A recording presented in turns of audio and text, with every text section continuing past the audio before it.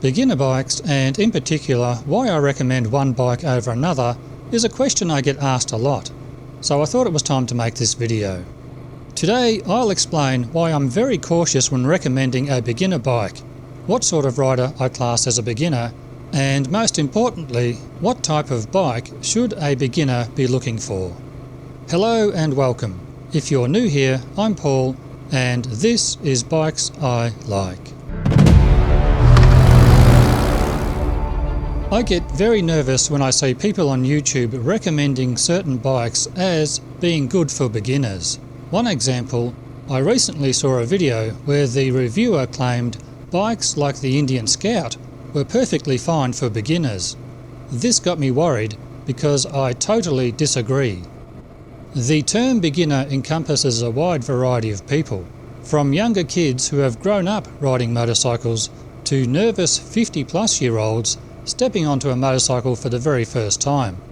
When I use the term beginner on a media platform such as YouTube, I feel a responsibility and duty of care to be very careful about the message I'm conveying. In general, we tend to assume that others have shared the same or similar life experiences to ourselves. It's perfectly natural and we all do it. We've only lived our life, and that's all we really know. We can empathise and sympathise with others, but we don't really know what it's like to be in their shoes. Take the Indian Scout for instance. On my test ride, I found it to be a very easy bike to ride and a comfortable, pleasurable experience. My natural instinct would be to say that this bike would be okay for someone new to motorcycling. But then I have to remind myself that not everyone has had the lifetime of riding experience I've had. When recommending a bike as a beginner bike, the first person I think of is my wife. She spent a lot of time on a motorcycle, 30 plus years riding pillion with me, and about 5 years ago we both felt it was time she got her own bike and motorcycle licence. I went searching for the perfect beginner's bike and settled on the Honda CB125. I wanted her first time experience to be an easy and pleasant one. We went to the local dealer to look at and potentially buy the bike, and discussed our plans with Matt, our salesman. I've known Matt and his father, who is the dealer principal, for years, and who I've bought a few bikes from. It's a family business and we have a good relationship. After explaining our plans, Matt shifted our attention away from the CB125 to the CB500F. Matt had recently sold a CB125 to another senior beginner who quickly outgrew the bike and traded it in for the CB500F, and is now loving it. This is where I made my first mistake. Matt's intentions were good, he was coming from the right place, he wanted to save us money in the long term, but we would soon learn we should have stuck with the CB125. My wife sat on the CB500F in the dealership and she felt quite comfortable on it. So I thought, well, it's not a lot bigger than the CB125, and I certainly could see her holding on to it longer, so we bought the bike. On the day we picked it up, I rode the bike home and thought, what a wonderful bike. It was easy to ride, agile, and the power delivery was surprisingly good. I thought this is a bike I'd be happy to ride around on. I thought we've made the right decision. What I couldn't predict, however, is how my wife would take to the bike. Watching her throw her leg over the bike and attempt to let out the clutch and move forward for the first time, I could see she was really nervous.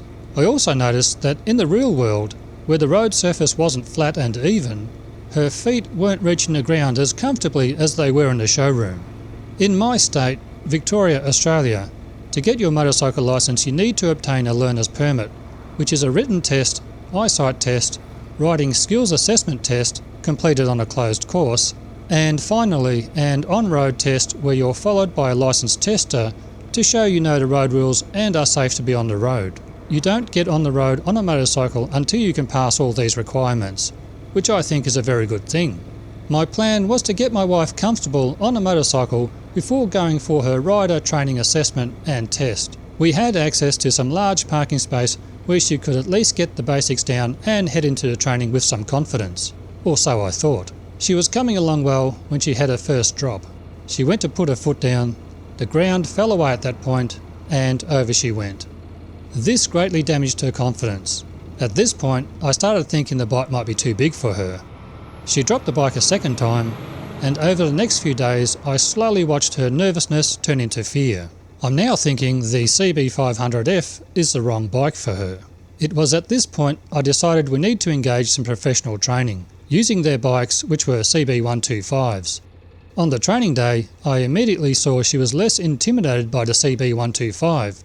She was still too tense though, but like a trooper, she kept pushing through. Although never becoming completely comfortable, she eventually got to a point where she decided it's now or never and booked herself in for her learner's permit and skills test.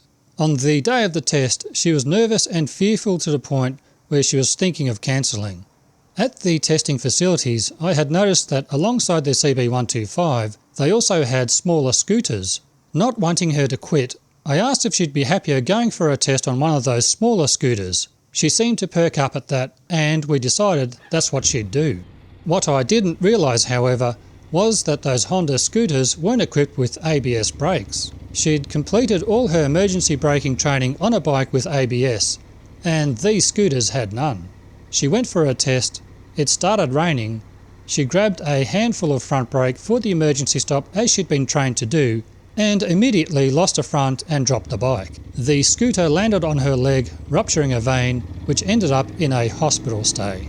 And that was the end of her ever considering riding her own bike again.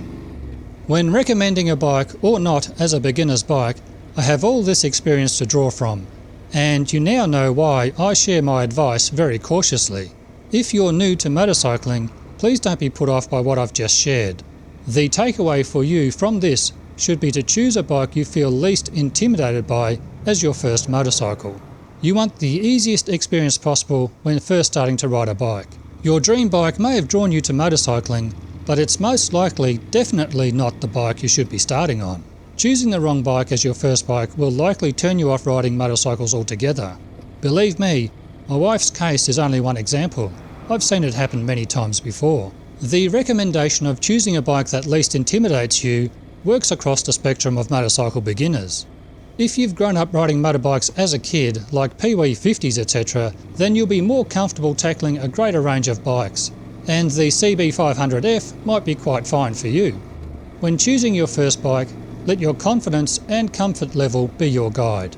Now, whenever someone asks me what is the best beginner bike for them, I always answer with, choose the bike that least intimidates you. There's plenty of time to get your dream bike. Honing your skills on something that's comfortable and easy to ride will ensure you'll be in a good place to step up when you're ready. Well, that's it. Now you know where I'm coming from when recommending beginner bikes. If you've made it this far, thanks heaps for watching today, and hopefully I'll catch all of you again in the next one. Bye for now.